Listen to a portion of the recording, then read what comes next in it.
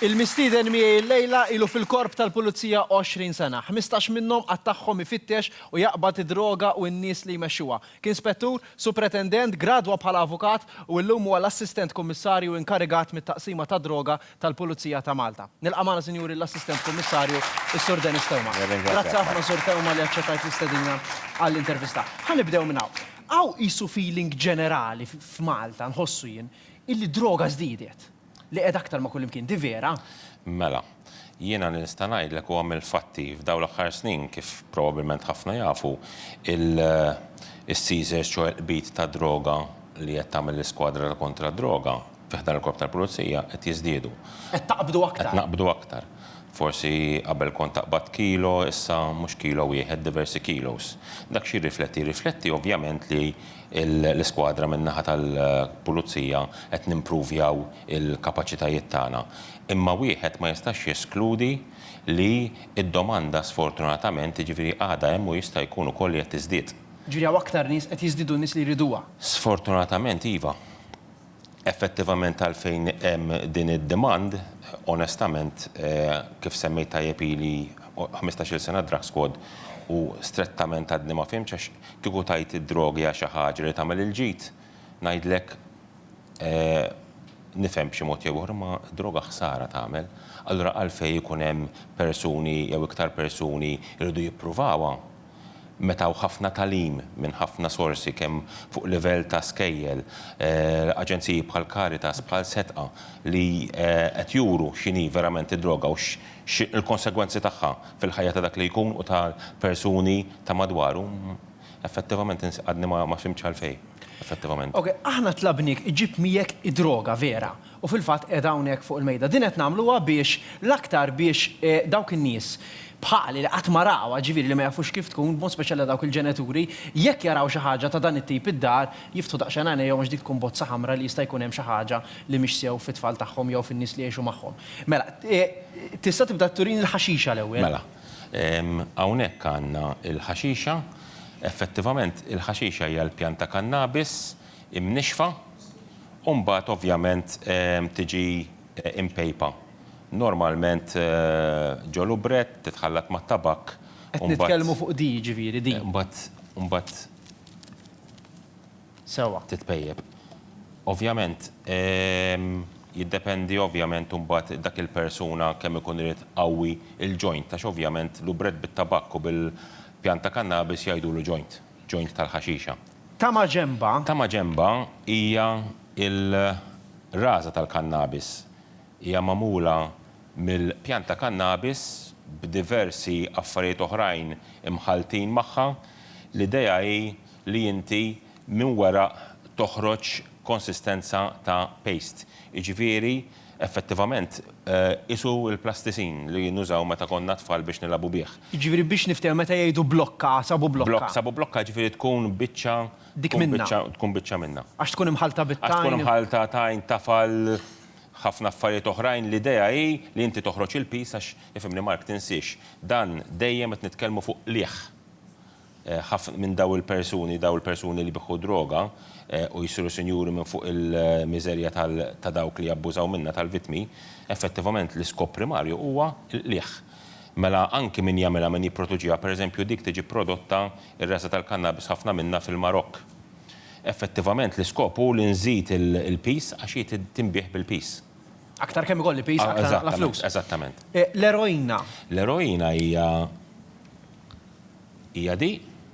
Mela, l-eroina hija magħmula mill-opju hija derivant tal-opju. Effettivament. L-opju ġifieri li tuk qabel tidħol għall-operation. Dak li eżattament li kienu jużaw. U di li jieħduha fil-vina biex niftehom. Eżattament. Dik tiġi prodotta minn peprina partikolari, l-papaverum somniferum.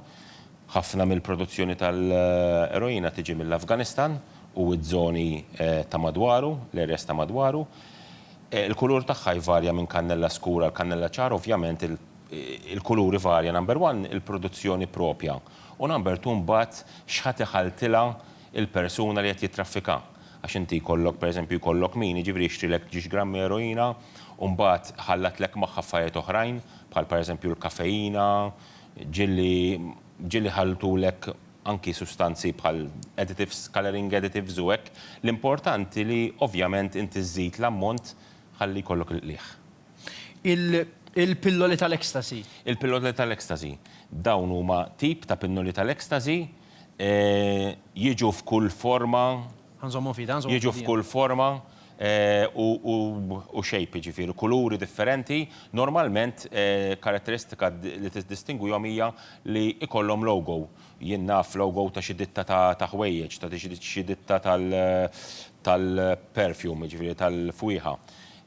Karozzi, effettivament, jiġu prodotti f'laboratorji klandestini, imxerdin madwar l-Ewropa primarjament, u li nixtieq niġbed l-attenzjoni li daw is-sustanzi kollha kif forsi t-telespettaturi qed jifhmu huma stess, dawn mhumiex magħmulin f'kundizzjonijiet ta' laboratorju, ġifieri m'hemmx il-kundizzjonijiet ta' fabbrika, il-checks and balances, ġifieri l-standards li huma tant importanti biex il-prodott li fl-aħħar dawn mhumiex mediċini li tista' tieħu tajt moħħi ħaxi side effects forsi jkunu naqru ġieħ ta' ras jew.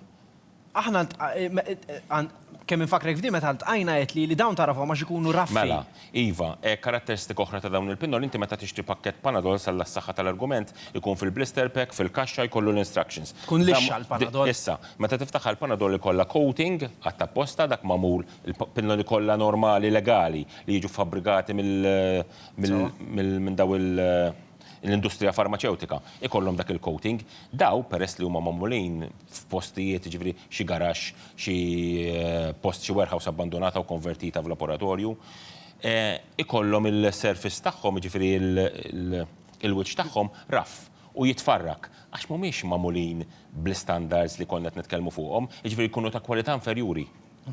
Il-kokaina? Il-kokaina hija di primarjament jew għall-inqas il-kokaina li aħna għandna tendenza nassoċjaw magħha l-kulur primarju huwa abjad jew abjad fis-sfumaturi fl-isfar, biss jeżistu ħafna kuluri differenti ta' kokaina. Ir-raġuni primarjament li jkunu ġejjin minn manifatturati f'partijiet differenti ta' South America x'il-kokaina tiġi mis-South America u gruppi kriminali differenti. Kull grupp kriminali ikollu il-logo tiegħu dawk jiġifieri jekk inti tarajx hekk. Kokaina normalment ikollok blokka ta' kilo dak ikollha l-logo, dak il-logo jgħidlek min iffabbrika u minn fejn f'liema parti ta' South America u liema grupp kriminali fabbrika. Għawa anke l-għajdut li f'Malta żdiedet ħafna l-kokaina. Ħansaqsik di, vera jrid ikun hemm għax jgħiduha din ismaħħa ħafna kokaina fit-tiġijiet jew fil-mamudijiet. Vera din? Ma nistax ngħidlek li veru, li nista' ngħidlek huwa li kien hemm okkażjonijiet fejn ċervejna informazzjoni anonima fej jgħidulek li pereżempju ftit partikolari hemm il-kokaina jew ħajkun hemm il-kokaina. Li nista' ngħidlek huwa li aħna noqogħdu ħafna attenti għax bħalma nirringrazzja t-telespettaturi li jkun hemm min ġenwinament jagħtina informazzjoni fl-aħjar interess li jinqabad il-persuna li qed jabbuża jew qed titraffika, sfortunatament dejjem issibhom dawn l-affarijiet ikun hemm min biex bażikament jagħmel ħsara lil terzi jipprova jagħtina informazzjoni mhux eżattament korretta biex għax ovvjament inti immaġina tgħidx. Ħanamlu hekk, jiena rrid infotti l-sieħbi ħajżewweġ għax taqt noħroġ mal-marati jew pereżempju inċempillek ngħidlek ħajkollu tiġ mimlikom. Mela, eżattament. Issa, jiena rrid noqgħod ħafna attent. X'nagħmel? Rrid niċċekkja l-persuna li qed isemmili. Ovvjament qed nitkellmu li dan anonimu, ġifieri jiena li l-sors ma nistax nidentifikahu waħda mir-raġunijiet li tkun li għax nkellem min jgħidlek jekk ma nkunx anonimu jien mhux se nagħti l-informazzjoni għax nibża li ninkixef. Ma nagħtix tort imma l-inqas l-informazzjoni tkun korretta. Jien nagħmel il-verifiki tiegħi u n-nies tiegħi fuq il-persuni konċernati, pereżempju, ovvjament aħna għandna databases tagħna. Dak il-persuna qatt kellha xi ħaġa magħna mal-pulizija, naraw il-background. Il-background f'aspett ta' pulizija ta' dak il-persuna. Kif kollok ħjiel ċar li jista' jkun vera hemm id-droga, tidħol ġo tgħid tfittex. Dak huwa l-obbligu tiegħi, iva. Tidħol. Iva. Imma tittoqgħod attent. Ma tridux naġlu. Imma mhux aħjar. Ħansaqsik di mhux aħjar kull rapport li jidħol tfittex għal jista' jkun. Mela, l-number one irid ikollna suspett raġunevoli u suspett raġunevoli ma jiġix minn sempliċiment għax persuna anonima qaltilna li Mark Zammit pereżempju għandu parti u ħajkollu ħafna droga f'dak il-parti. U number 2, mela rajt, ferena, fina mmurek nħu regola ġenerali u morru nfittxu f'kull parti, bir-rispett kollu. Il-ħafna parties, il-ħafna mumudija, il-ħafna tiġijiet, il-maġġoranza tagħhom li sempliċement hemm ġixarajja se jiċċelebraw ġurnata importanti f'ħajjithom jew mumudija. U morru aħna l-pulizija u morru nagħmlu search. Qed ħarbtilhom għalhekk ma tistax taqbad toqgħod tagħmel regola ġenerali u tmur irid ikun hemm raġuni valida, ikun hemm suspett raġunevoli.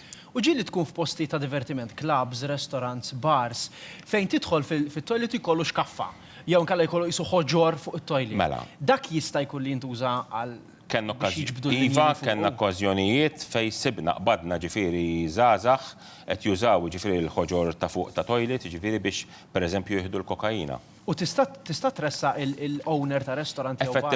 Effettivament il-ħoġor per se mhuwiex illegali, imma li niġbdu l-attenzjoni tal-owner li effettivament biex ineħħi dak il-ħoġor iva. Biss nerġa' ngħidlek, il-ħoġor effettivament qiegħed hemm biex forsi tpoġġi l-wallet, biex tpoġġi l-kartiera, tfajla għandha l-handbag biex tpoġġi hemm. Sfortunatament jista' jkun Sfortunatament jista' jiġi użat ħażin, ġifieri ma naħdux bħala regola ġenerali dak il-ħoġor Ġifieri jista' jkun qed jagħmlu apposta. Jista' jkun.